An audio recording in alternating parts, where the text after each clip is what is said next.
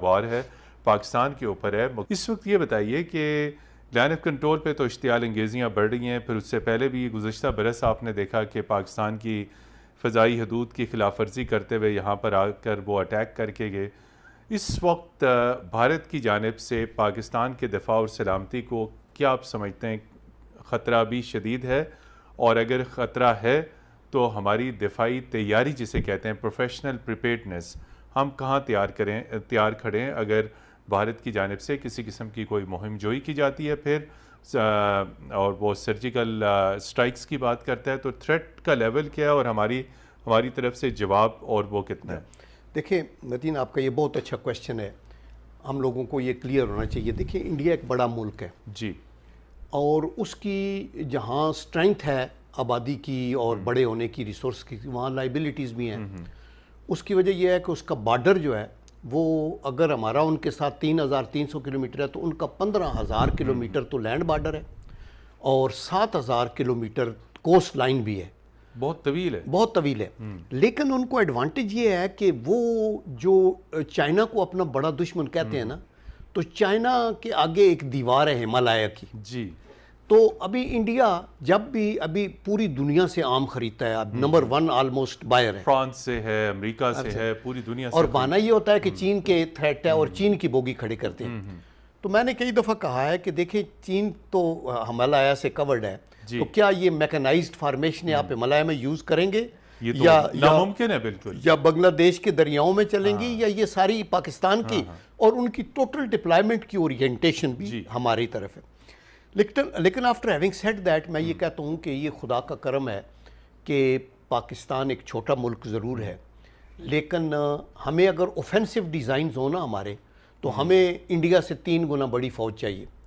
لیکن چونکہ ہم نے اپنے دفاع کے لیے تیاری کی ہوئی ہے، اس لیے اگر انڈیا کی 14-15 لاکھ کی فوج ہے تو ہمارے پاس بھی 5-6 لاکھ کی فوج ہے. جی بالکل. اگر انڈیا کے پاس لیٹ سے 4,500 ٹینکس ہیں تو پاکستان کے پاس بھی 2,700 یا اس کے لگ بھگ ٹینکس ہیں. اسی طرح گنز اگر ان کے پاس یہ جو ہیں اے ایف ویز وہ 5,600 ہیں تو ہمارے پاس بھی 3,000 ہیں. آرٹلری کے پیسز اگر 5,000 ان کے پاس ہیں تو ہمارے پاس بھی 3,700 ہیں. سو دیر فور ہم اللہ کے کرم سے ویل ایکوپڈ ہیں فار آور ڈیفنس. ہماری نیوی کے اندر بھی آبویسلی ان کا مقابلہ نہیں کر سکتے چونکہ ان کے پاس تو 2 ایئر کرافٹ کیریئرز ہیں اور ان کا بڑا لمبا بارڈر ہے. لیکن ان کی کنسنٹریشن ہماری طرف، اور اسپیشلی ابھی سی پیک کی وجہ سے ہماری جو رسپانسبلٹی ہے وہ 1100 کلومیٹر ہماری جو کوسٹ لائن ہے اس کی اور زیادہ ایکسپینڈڈ ہے، جس پہ ہمیں اپنا اس کو کرنا پڑے گا. اسی طرح جو ایئر فورس ہے وہ اگر ان کے پاس کوئی 2,200 جہاز ہیں تو ہمارے پاس 1,143 ہیں. ابھی وہ اور ماڈرنائز کرنا چاہتے ہیں. پاکستان کو بھی اس تھریٹ کو، ہم بالکل انٹرسٹڈ نہیں تھے کہ آرمز ریس میں جائیں. ہم بالکل انٹرسٹڈ نہیں تھے کہ ہم نیوکلیئر کیپیبلٹی حاصل کریں، میزائل کریں. یہ سب کچھ جو ہے مجبوراً کرنا پڑا ہمیں اپنے دفاع اور سلامتی کے لیے، کہ جو ہی بھارت جو ایکشن لیتا تھا جواباً پاکستان کو وہ چیز کرنی پڑتی تھی. یہی ہوا، پہلے ہندوستان نے ایٹمی تجربے کیے اور پاکستان نے بعد میں کیے. جی. اور ہم نے انڈیا کو یہ آفر بھی کیا تھا کہ ساؤتھ ایشیا جو ہے اس کو نیوکلیئر فری زون بنا سکتے ہیں، لیکن انہوں نے یہ بھی نہیں ایکسیپٹ کیا. اور ان کے اندر ایک کیڑا ہے اور میں یہ سمجھتا ہوں کہ ان کو اٹس اے کمپلیکسڈ لیڈرشپ وہاں، جس کو ایک احساس کم تری ہے. ورنہ انڈیا اور پاکستان 2 مختلف ملک ہیں، آزادی کے ساتھ رہیں. یو این کے چارٹر کے مطابق ہم بارہا آپ کو پیس ٹاکس کی آفر دیتے ہیں، آپ جنگ کی بات کرتے ہیں. اور یہ Modi is on record to have said, جب ڈھاکہ گیا تو اس نے یہ کہا کہ یہ بنگلہ دیشیوں کی آزادی میں ہمارا خون شامل ہے. ابھی افغانستان یہ بلوچستان والوں کو وہاں سے بیٹھ کے کہا کہ وہ ہم کرتے ہیں. اور پھر اگلے دن کہا، جس کا پرائم منسٹر نے بھی ذکر کیا، کہ یہ کہتے 10 دن کے اندر ہم پاکستان جو ہے اس کو ختم کر دیں گے. تو مطلب ہے ان کو یہ زبان سٹیٹس مین نہیں یوز کرتے. وہ جو سٹیٹس مین ہوتے ہیں نا وہ بڑے فار ریٹنگ، وہ کہتے ہیں نا دے ٹاک لیس اینڈ سے مور. ابھی جب سے یہ مودی کے آنے کے بعد تو اس نے یہ کہا میں ان کو سبق سکھاؤں گا، بیکاز وہ تو وجود سے انکاری ہے. تو دیٹ از دی ریزن کہ یہ بڑی ہیں. لیکن میں آپ کو یہ بتاؤں، چونکہ میں یہ United nation military observer group کے ساتھ بھی ایز اے لیزن آفسر کو 2 سال کام کرتا رہا، and I have been to all these field stations جو ان کے ہیں نا، بھمبر نیچے سیالکوٹ ہے پہلے، پھر بھمبر ہے، پھر کوٹلی ہے، پھر راولا کوٹ ہے، پھر استور ہے، سکردو ہے، تو میں ان پہ ساروں پہ گیا، ادھر بھی راجوڑی اور بارامولہ اور یہ وہ سارے ان کا. تو یہ جو وائلیشنز ہیں ان کو یہ وہ چینج کرنے نہیں دے، لیکن پاکستان ہمیشہ اینٹ کا جواب پتھر سے دیتا رہا، اور ان کی جتنی بھی تقریباً جہاں انہوں نے وائلیشن کی ہے اس کا ان کو جواب ملا ہے. لیکن ہم یونائٹڈ نیشن کے ریزولوشن کی وائلیشن نہیں کرتے، ہم اپنے ڈیفنس میں فائر کرتے ہیں. تو یہ ابھی بڑی ہیں، اور یہ جب بھی انڈیا کے اندر کو مسئلہ ہوگا. یہ آپ کیا سمجھتے ہیں؟ یہی میرا سوال تھا کہ اس کے پس پردہ کیا مقاصد ہو سکتے ہیں کسی ایشو سے توجہ ہٹانے کے لیے؟ اور پھر وہ اپنے مینیفیسٹو میں لکھتے ہیں. ابھی میں اگلے دن سن رہا تھا انڈین پرائم منسٹر کو، ہی سیڈ میں نے کہا تھا نا 370 ریووک ہوگا، ڈن. میں نے کہا بابری مسجد، ڈن. میں نے کہا تھا سٹی کا وہ جو سٹیزن ایکٹ بناؤں گا، ڈن. یعنی he was saying it is pride. لیکن ابھی یہ کرونا آ گیا ہے نا، اس کا مطلب ہے امریکہ دفاعی برآمدات کے حوالے سے دنیا میں نمبر 1 ہے آل دی ٹائم، اور رشیا نمبر 2 ہے، اور اسی طرح پھر فرانس ہے اور جرمنی اور یہ ان ممالک کا ہے.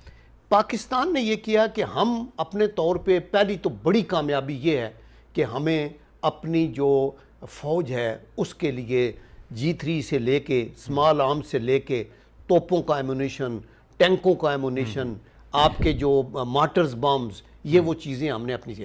پھر جب ہم نے دیکھا کہ انڈیا تو ایک قدم آگے جا رہا ہے اور وہ تو میزائل کی تیاری میں ہے، اللہ کا کرم ہم میزائل بنا لیے.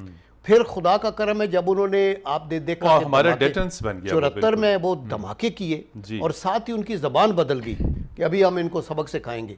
تو اس وقت پھر پاکستان میں پرائم منسٹر ذوالفقار علی بھٹو نے کہا کہ گھاس کھائیں گے اور وہ کریں گے. اور پھر ہر لیڈر نے جو آباد میں آئے ان کے، وہ ضیاء الحق صاحب، پریزیڈنٹ اسحاق خان، بے نظیر بھٹو، نواز شریف. اور نواز شریف صاحب کو تو یہ آنر مل گئی کہ ان کے ہوتے ہوئے دھماکے ہو گئے 1998 کے اندر. یہ ایک بہت بڑا فیصلہ تھا. کہ اسی کے اوپر ایک ہمیشہ سے یہ کہا جاتا ہے کہ اگر ڈیسیجن اس وقت کے پرائم منسٹر نے کیا اور شروع سے ہماری نیوکلیئر فیسلٹیز ریڈی تھیں، تو کیا ماضی کے حکمران مختلف اوقات میں کیا اس کے اوپر سمجھوتہ کرتے رہے؟ ہم نے پہلے نیوکلیئر ٹیسٹ کیوں نہیں کر لیے؟ ہندوستان نے جب کیے تو اس کے بعد پاکستان کو ایک طویل وقت کیوں لگا؟